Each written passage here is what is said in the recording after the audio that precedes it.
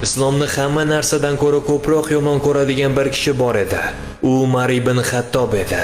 Kunlarning birida u bir qarorga keldi. Payg'ambar Muhammad alayhissalomni o'ldirish. Qilichini qo'liga olib Makka ko'chalari bo'ylab yo'lga chiqdi. Biroq yo'lda uni kimdir to'xtatdi. Bu ishni qilishdan oldin o'z uyingni isloh qil deb aytdi. Umar hayron bo'lib, nima demoqchisan deb so'radi. Singling islomni qabul qildi degan javobni eshitdi. U g'azab bilan singlisining uyiga shoshildi. Ichkarida singlisi Qur'on tilovat qilayotgan edi. Umarda ushbu kalomlarni eshitgan zahoti nimadir o'zgardi. Uning g'azabi so'ndi. Uni menga ber, o'qib ko'ray dedi. Atigi bir necha satrni o'qigach hamma narsa o'zgarib ketdi. Biz sizga bu Qur'onni baxtsiz bo'lishingiz uchun nozil qilganimiz yo'q. Balki Allohdan qo'rqadigan kishilar uchun eslatma sifatida nozil qildik.